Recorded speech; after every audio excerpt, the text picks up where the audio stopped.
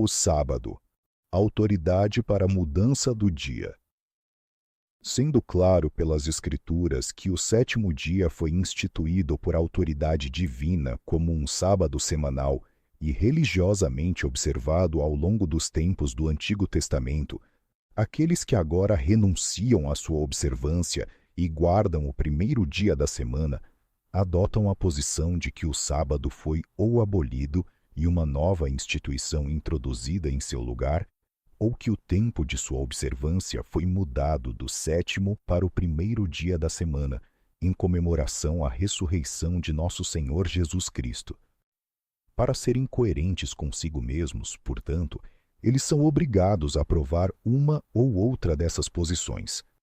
O ônus da prova evidentemente recai sobre eles, pois, a menos que se possa mostrar que o quarto mandamento, que requer a santificação do sétimo dia, foi abolido ou alterado pela substituição do primeiro pelo sétimo dia da semana, é claro que a nomeação original permanece obrigatória e agora é vinculativa para toda a família humana. E para sustentar qualquer um desses pontos, a prova deve ser clara e decisiva. Não bastará basear-se em deduções duvidosas. Temos um direito indiscutível de exigir aquele tipo de evidência, neste caso, que pertence à instituição como originalmente entregue. Portanto, examinaremos primeiro as provas apresentadas em favor da abolição do sábado semanal e a introdução de uma nova instituição. Para sustentar esta posição, adota-se um fundamento amplo por alguns, que o próprio Decálogo, no qual a lei do sábado está contida, foi abolido, e que, sob a nova dispensação, nenhuma parte dele é vinculativa, a não ser aquilo que é recentemente ordenado ou expressamente reconhecido, quer por Cristo, quer por seus apóstolos. A obrigação perpétua do Decálogo implica, é claro, a obrigação perpétua do sábado, conforme ordenado no quarto mandamento. Mas se isso foi abolido, o sábado que ele ordena também foi abolido, e, consequentemente, deixa de ser vinculativo, a menos que seja renovado sob a nova economia. Qual é, então, a prova aqui citada? Uma das principais passagens nas quais se supõe que essa prova está contida é 2 Coríntios 3, para 7, 8, 13.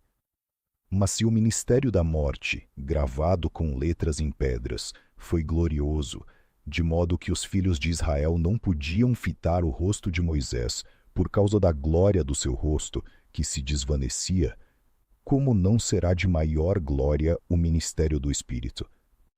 E mais adiante, mas os seus sentidos se embotaram, pois até o dia de hoje, quando é lido o Velho Testamento, o mesmo véu permanece, não sendo retirado, o qual é por Cristo abolido.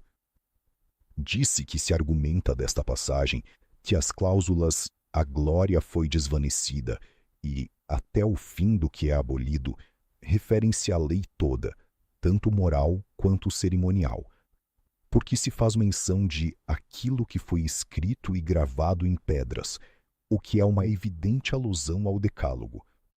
Mas, mediante um exame cuidadoso, será constatado que aquilo que havia de ser anulado não era o próprio Decálogo, mas a administração dele, que então fora designada, sendo a mesma emblematicamente ilustrada pela glória do rosto de Moisés, a qual era meramente temporária. Esta cláusula refere-se expressamente à glória do seu rosto, e não à glória da própria lei.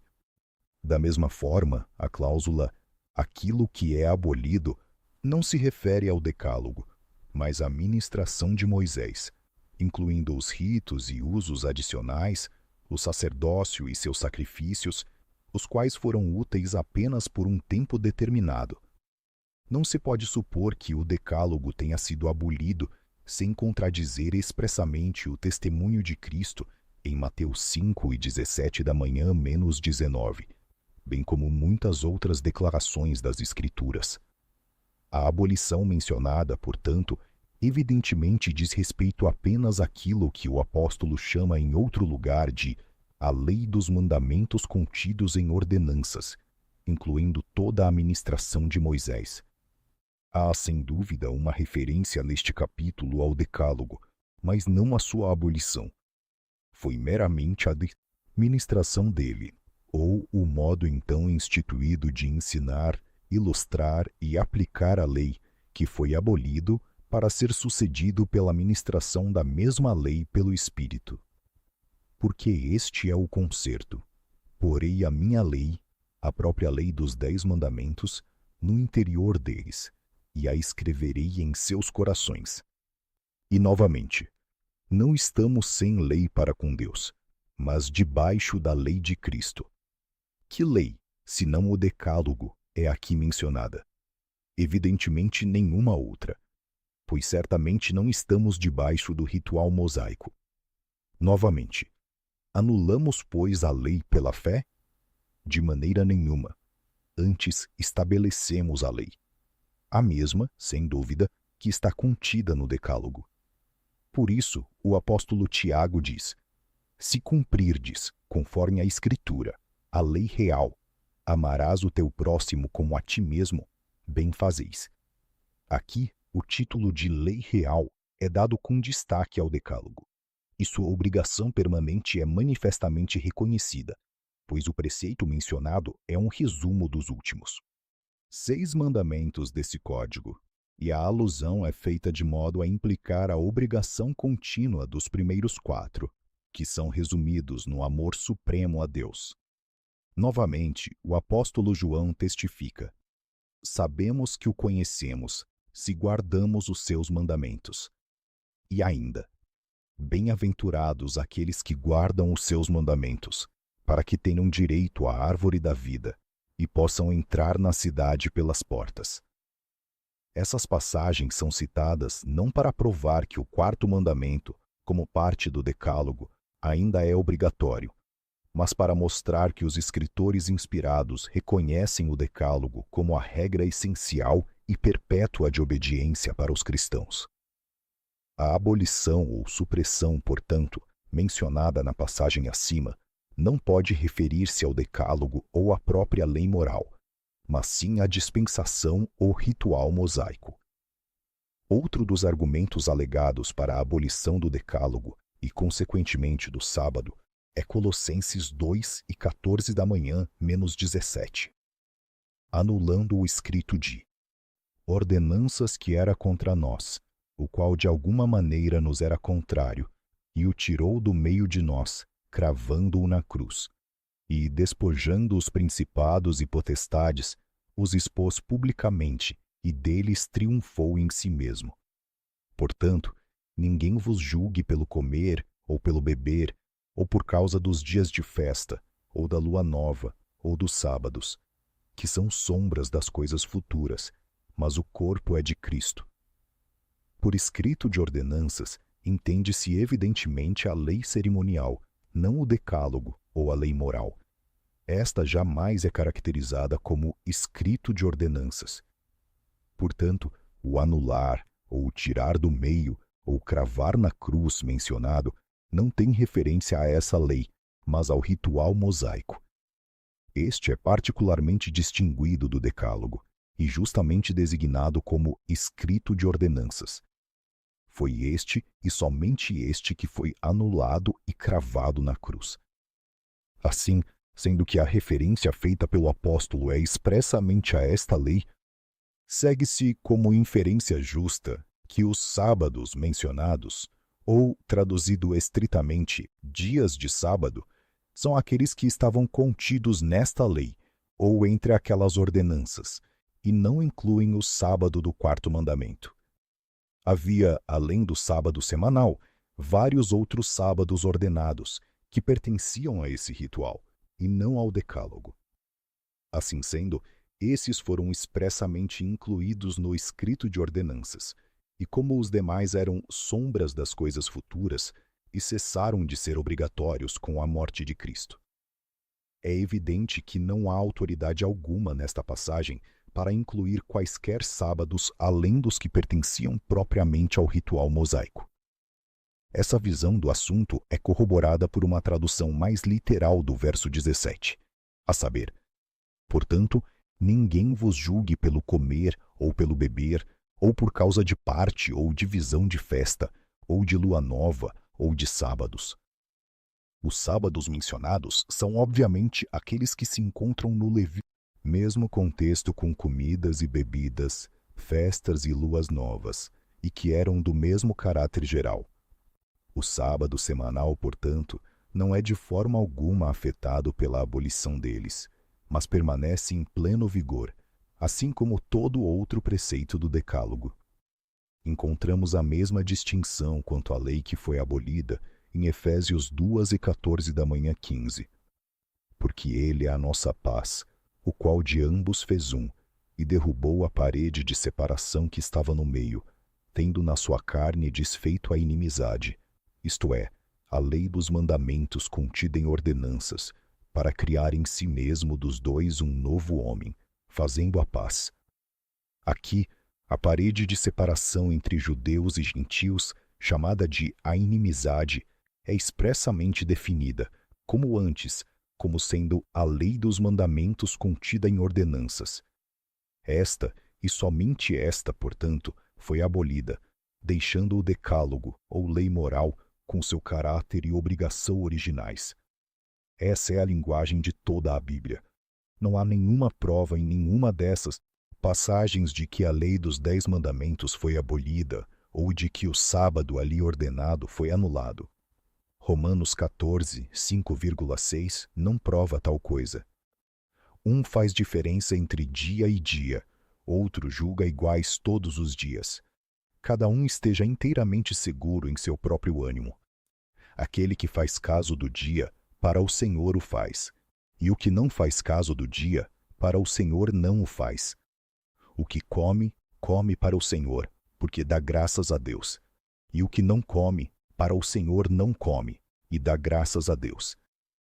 Essa passagem é frequentemente apresentada como prova de que a obrigação de guardar o antigo sábado cessou, e que sob a dispensação do Evangelho não há distinção divinamente autorizada entre os dias da semana, que não há nenhum constituído como santo em distinção dos demais, e, consequentemente, que cada um está livre para guardar ou não um sábado. Será facilmente percebido que, se esse argumento tem algum peso em referência ao sétimo dia como sábado, ele opera igualmente contra a obrigação de guardar o primeiro dia, seja como substituto do sétimo ou como memorial da ressurreição, visto que coloca todas as distinções quanto a dias no mesmo nível dos ritos reconhecidamente obsoletos do ritual mosaico. Segundo essa interpretação da passagem, estamos sob a dispensação do Evangelho sem sábado algum, nem sequer um memorial autorizado da ressurreição. Aquele que tem a menor autoridade para a observância do primeiro dia da semana para qualquer propósito, anula completamente o argumento tirado dessa passagem. Mas, na realidade, não é esse o sentido. Se conectarmos o assunto diante de nós, então, ou essas coisas devem ser ignoradas, ou devemos ver corretamente a distinção pretendida. Que ela não se refere ao sábado semanal é evidente. Os dias mencionados são dias de expiação, purificação e outros como festivais. Alguns dos primeiros cristãos achavam que essas distinções ainda eram obrigatórias, assim como as distinções quanto a comidas e bebidas. Outros achavam que não. Daí a admoestação à tolerância mútua.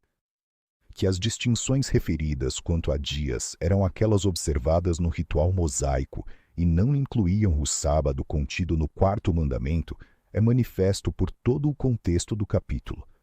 A referência particular a comer livremente todas as coisas, enquanto o outro comeria apenas legumes, e assim a seguinte regra é estabelecida: o que come, não despreze ao que não come, e o que não come, não julgue ao que come, porque Deus o recebeu. Essa citação mostra claramente que o apóstolo estava tratando de distinções rituais e não daquela distinção de dias que foi constituída pela antiga lei do sábado. Novamente, a abolição do decálogo é suposta com base em Romanos 7 para 4, 5, 6. Assim, meus irmãos, Também vós estáis mortos para a lei pelo corpo de Cristo, para que sejais de outro, daquele que ressuscitou dentre os mortos, a fim de que demos fruto para Deus. Porque, quando estávamos na carne, as paixões dos pecados, que são pela lei, operavam em nossos membros para darem fruto para a morte. Mas agora estamos livres da lei, estando mortos para aquilo em que estávamos retidos, para que sirvamos em novidade de espírito, e não na velhice da letra. Mas se o termo lei aqui inclui a lei moral assim como a cerimonial, fica evidente que os crentes não são ditos libertos dela, considerada sobre qualquer outro aspecto, senão como uma aliança de obras. Certamente não somos libertos dela como uma regra de obediência. Supor isso seria inconsistente com o sermão de Cristo no monte, mencionado anteriormente, e com muitas outras provas decisivas da obrigação perpétua do Decálogo. É provável que o apóstolo tenha feito referência especial à libertação dos crentes da maldição da lei moral. Isso é razoavelmente inferido da cláusula estando mortos em que estávamos retidos. Se algo mais pertinente a essa lei for pretendido, deve ser seu caráter original quando dada a Adão como um pacto de obras ou de vida. Pois certamente não estamos, nem podemos estar, libertos dela como regra de obediência, enquanto Deus for o que é e nós formos o que somos. Visto que, enquanto existir a relação constituída por seu caráter como supremo governante e pelo nosso como sujeitos morais, estaremos obrigados a amá-lo supremamente e ao nosso próximo como a nós mesmos, o que é o cumprimento dessa lei. E supor que essa lei, como regra de obediência, foi realmente anulada e que apenas aqueles preceitos agora devem ser considerados obrigatórios, os quais são promulgados ou publicados de novo sob o Evangelho, é supor que Deus, em certo momento, realmente rescindiu a regra que exige amor supremo a Ele e ao nosso próximo como a nós mesmos, o que é claramente inconsistente e contrário tanto ao curso das Escrituras quanto à natureza das coisas.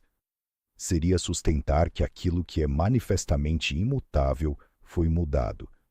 Isso implicaria que, por um tempo, a obrigação reconhecida pela lei não existia, que o vínculo pelo qual Deus e os seres morais estão unidos foi rompido, não por rebelião da parte de seus súditos, mas por seu próprio ato de revogação. Pode-se admitir isso, mas se isso fosse admissível, e se nenhuma parte dessa lei fosse obrigatória aos cristãos, a não ser aquilo que é novamente promulgado ou particularmente reconhecido sob a dispensação do Evangelho, o sábado do quarto mandamento não poderia, dessa forma, ser posto de lado, pois sua obrigação contínua é claramente ensinada no Novo Testamento. É completamente um erro pensar que não temos nenhum reconhecimento expresso desse preceito sob a dispensação cristã.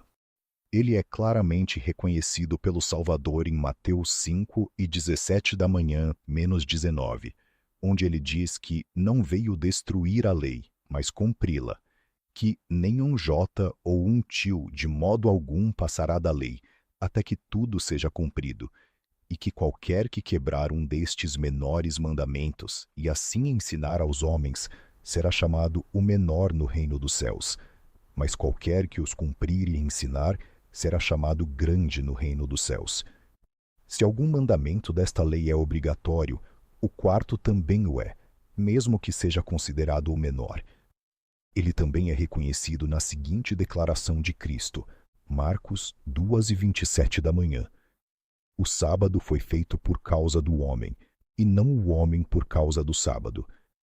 A palavra homem é aqui usada obviamente para se referir à raça inteira, não a uma parte, não aos judeus em distinção dos gentios, não àqueles que viveram sob a dispensação do Antigo Testamento ou até o tempo da morte de Cristo, mas para o homem em sua existência prolongada durante todos os períodos futuros do tempo, ou seja, para a humanidade em geral. Esse é o significado claro da declaração. E se traduzirmos o original com o artigo definido, é ainda mais evidente que a raça inteira está incluída.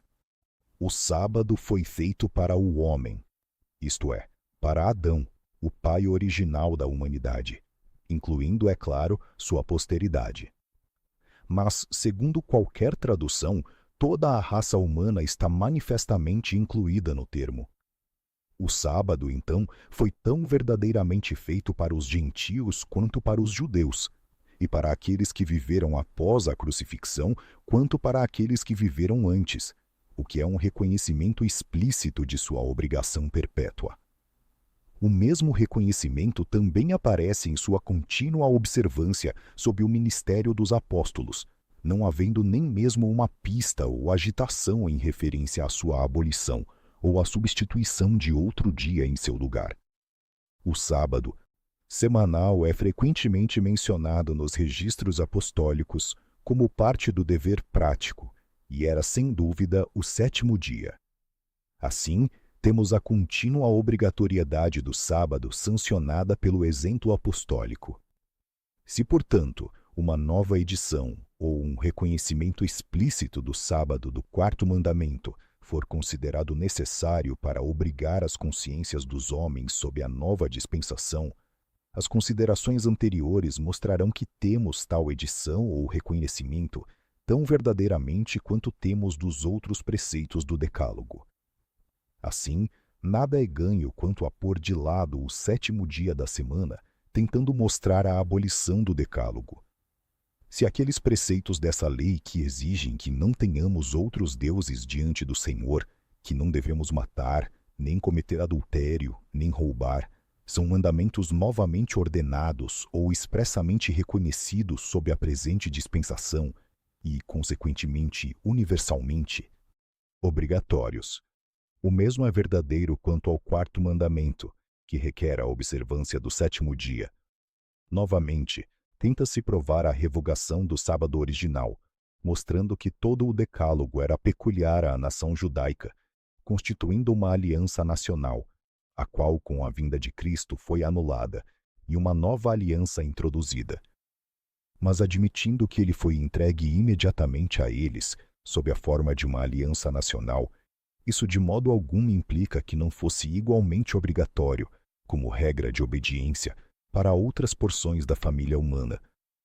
Poderíamos, com igual razão, argumentar que o Novo Testamento pertence apenas aos cristãos primitivos, porque lhes foi entregue diretamente e constituiu a regra de sua conduta e a base de suas esperanças. Sim, poderíamos, com igual razão, supor que nenhuma nação, exceto os judeus, estivesse obrigada a não ter outros deuses diante do Senhor, a não matar, não cometer adultério, não roubar, não dar falso testemunho. Como supor que o Decálogo era puramente de caráter nacional e obrigava apenas aquele povo durante sua existência como uma igreja nacional? E assim como o Decálogo não era meramente nacional como um todo, também não havia nada de nacional no quarto mandamento. Ele pertencia, igualmente aos outros 9, a toda a família humana, na medida em que as razões essenciais de todos e de cada um dos mandamentos são de obrigação universal. Novamente, que o sábado original era peculiar aos judeus e consequentemente abolido com a introdução da nova dispensação, é argumentado com base no fato de ter sido especialmente enfatizado a eles por causa da consideração de sua libertação do Egito. Mas este argumento não tem força, porque a mesma razão é apresentada no prefácio de todo o Decálogo. Para o mesmo propósito também, um argumento é fundado sobre o fato de que o quarto mandamento foi aplicado com uma penalidade mortal. Mas esse argumento não tem todo. O argumento também falha, porque uma penalidade semelhante foi anexada à transgressão dos outros preceitos da lei. A verdade do caso é que essas penalidades não pertenciam ao próprio Decálogo como o primeiramente promulgado, mas do que pertencem a ele agora, sob a dispensação mais branda do Evangelho. Elas foram acrescentadas no ritual mosaico e constituíam parte dos arranjos políticos para aquele tempo. Sua revogação, portanto, não afeta em nada a lei original. Embora não haja poder civil dado agora à Igreja para impor obediência a este preceito por punições temporais, como antes, a santidade e obrigação da instituição não são por isso de forma alguma afetadas. O pecado da desobediência será visitado no tempo determinado por Deus.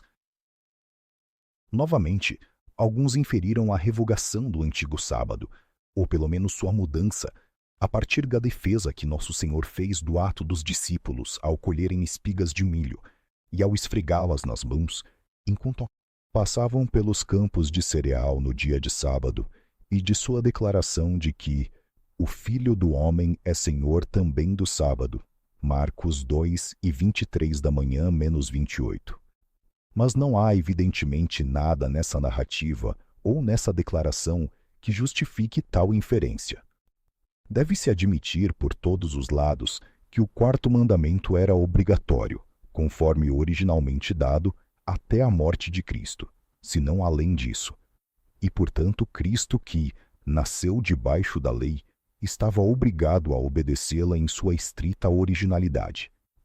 Admitindo que ele possuía o direito, em uma instância dada, de suspender sua obrigação, não é coerente manter que ele o fez, porque ele veio para render obediência perfeita e universal. Portanto, ele afirmou que nem um jota ou um tio passaria da lei até que tudo fosse cumprido. Toda a sua vida foi um comentário perfeito sobre as exigências da lei. Se ele tivesse falhado no menor detalhe, teria sido inadequado para os grandes propósitos da nossa salvação. É óbvio, portanto, que a transação aludida não foi, nas circunstâncias, uma violação do quarto mandamento, mas em perfeita conformidade com suas prescrições, o trabalho implicado pelo ato dos discípulos sendo uma questão de necessidade urgente. É lícito, disse ele, fazer o bem aos sábados. Também a declaração de que o Filho do Homem é Senhor também do sábado não implica que ele o tenha revogado ou mudado, mas sim que ele estava comprometido e empenhado em protegê-lo como uma instituição divina e em impor uma obediência esclarecida e estrita às suas exigências. Sendo os anteriores os principais argumentos apresentados para a revogação do Decálogo e do sábado original, é evidente que essa visão do assunto não pode ser sustentada. Ela não é sancionada por qualquer evidência bíblica clara. É, portanto, claramente absurdo basear um assunto tão importante sobre um fundamento tão frágil. É lançar mãos violentas sobre um código de preceitos morais e imutáveis, dados por Deus e promulgados sob sinais peculiares e terríveis de pureza e majestade, para justificar a prática que foi introduzida muito tempo após o início da era cristã. Extraído do folheto sobre o sábado, número 3. Continua. Revista do Segundo Advento e o Arauto do Sábado. Série audiobook no YouTube. Se este conteúdo foi uma bênção para você, curta, compartilhe e deixe seu comentário. Inscreva-se no canal para acompanhar os próximos estudos bíblicos em audiobooks dos pioneiros. Faça parte conosco da preservação das verdades eternas adventistas.